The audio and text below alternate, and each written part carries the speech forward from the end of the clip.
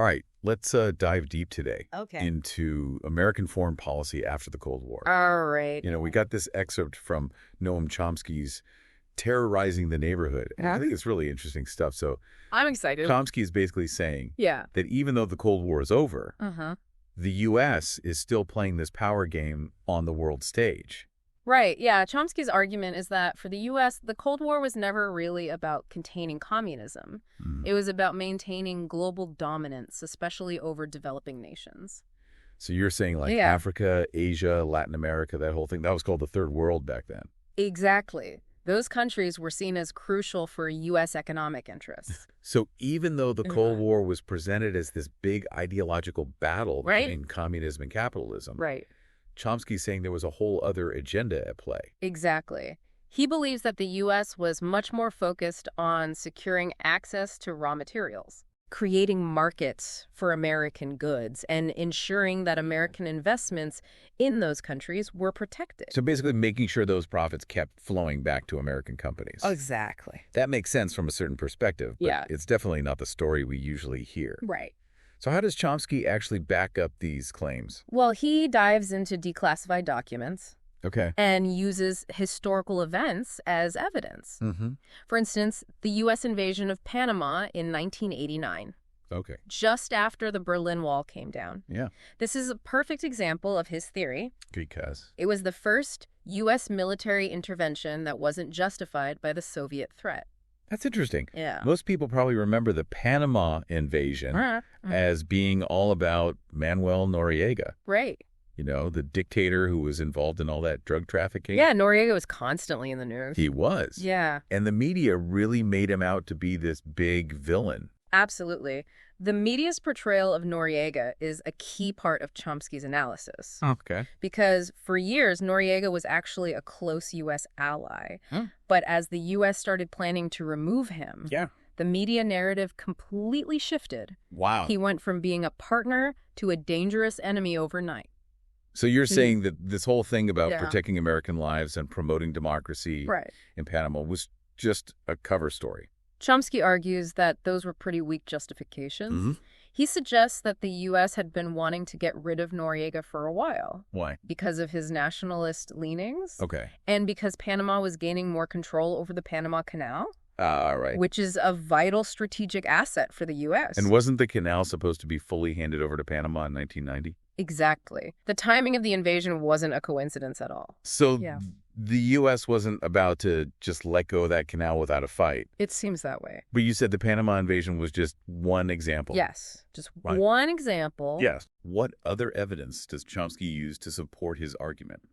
Well, he points to a pattern of the U.S. supporting regimes, Okay. especially in Latin America, Uh-huh. that were far from democratic, but very much aligned with U.S. economic interests. Can you give an example? Sure. Take Honduras in 1989. They held elections that year, Yeah. and the media praised them as a democratic success. Mhm. But Chomsky argues that both candidates in those elections Yeah. represented the same elite interests.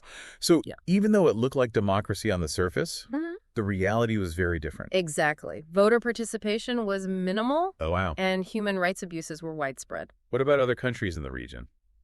Chomsky provides similar examples from El Salvador and Guatemala, Okay. where the U.S. supported brutal military dictatorships. So Chomsky is basically saying that Yeah. this whole idea of the U.S. promoting democracy Mm-hmm. is often just a cover story for pursuing its own goals. That's exactly his argument. He suggests there's a huge gap between the rhetoric and the reality of U.S. foreign policy. That's a lot to think about. It is.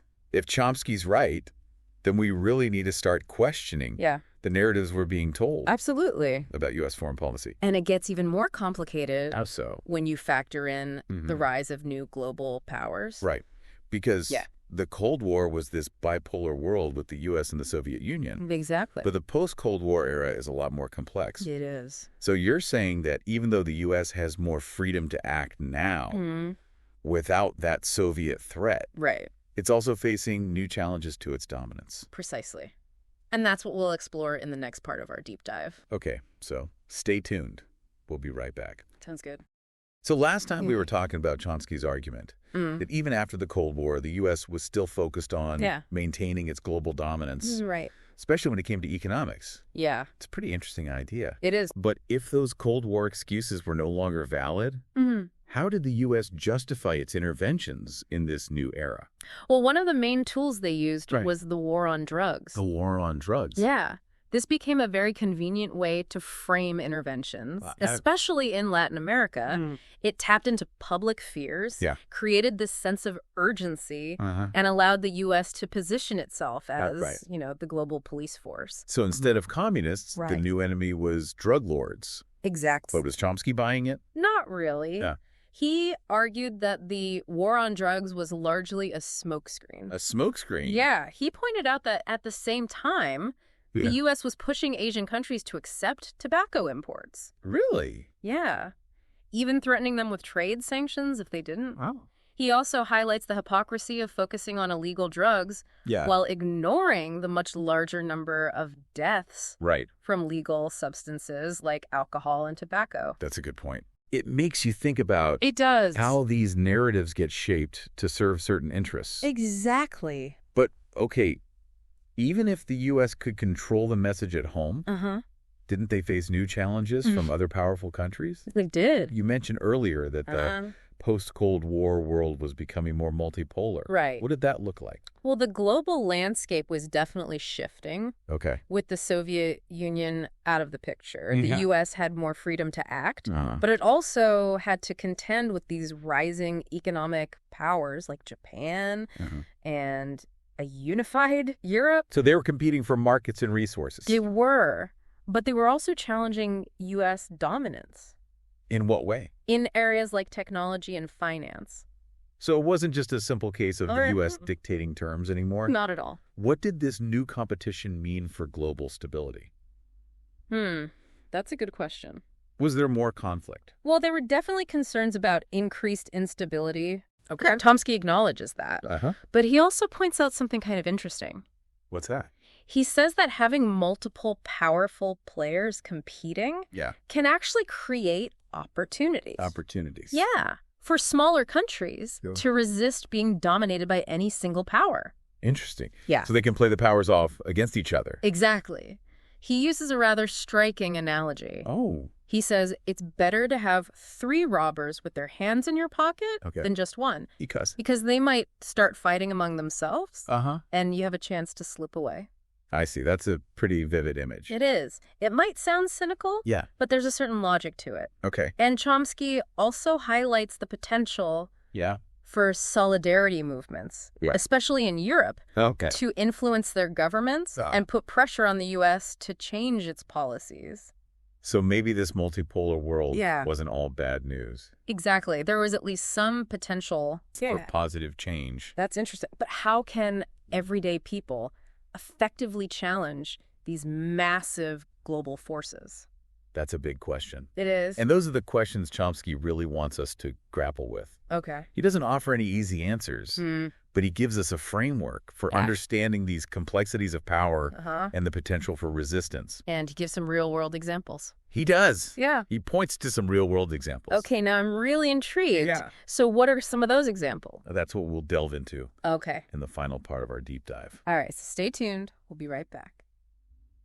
So we've been talking about Chomsky's take on U.S. foreign policy since the Cold War. Right. And it's been pretty fascinating to see how the U.S. continues to pursue its own interests. Yeah. Even as the world is changing around it. Absolutely. But we ended last time on a note of hope. This idea that people around the world can resist this power. So tell me, what does that resistance actually look like in practice? Well, it takes many forms. You see grassroots organizing protests and sometimes even armed struggle. Chomsky highlights those popular movements in Central America, groups that stood up to U.S.-backed regimes, even though they've faced incredible danger and oppression. You're talking about groups like the Sandinistas in Nicaragua or the FMLN in El Salvador. Right. I remember learning a little bit about them in school, but it was always presented in a very simplified way. That's the problem. These movements were often demonized in the U.S. media, Okay. but they were fighting for genuine social justice. So they were challenging the U.S. narrative. They were. They were working to empower the poor and the marginalized. And their actions inspired solidarity movements around the world. But these movements often faced a brutal response from the U.S., right? They did. The U.S. used all sorts of tactics to undermine them. Like what? Funding death squads, imposing economic sanctions, even direct military intervention. But Chomsky's point is that even in the face of all that, the spirit of resistance never died out. Exactly. He sees it as this testament to the human desire for freedom and dignity. So it's this refusal to accept an unjust reality. Right. It's pretty amazing when you think about it. It is. But, okay, we've been talking about resistance in Central America. Yeah. What about within the U.S. itself? Well, Chomsky points to some hopeful signs there, too. Like what? He talks about the anti-war movement during Vietnam and how it showed the power of public opinion to challenge U.S. militarism. He also highlights those solidarity movements that formed in support of struggles around the world. So it wasn't just about people directly impacted by U.S. policies. No, it was also about people within the U.S. Who recognized the injustice of those policies. And chose to act. Exactly. But Chomsky wasn't naive about the difficulties, was he? No, he wasn't. He recognized that challenging U.S. power is a long game. Yeah. A marathon, not a sprint. It's a good analogy. And there will be setbacks and disappointments along the way. But he still believes it's a fight worth having. He does. He believes that even small acts of resistance can make a difference. So as we wrap up this deep dive into Chomsky's work, what are some key takeaways for our listeners? Well, I think Chomsky's work is a call to action. Is urging us to be critical thinkers, to question the narratives we're given, and to connect our own lives with the struggles of others. Yeah, so he's reminding us that we all have a role to play in making the world a more just and peaceful place. Exactly. Well, that's a powerful message to end on. It is. Thanks for joining us on this journey. It was my pleasure. And remember, keep exploring, keep questioning, and keep fighting for a better world. Absolutely. We'll see you next time for another deep dive.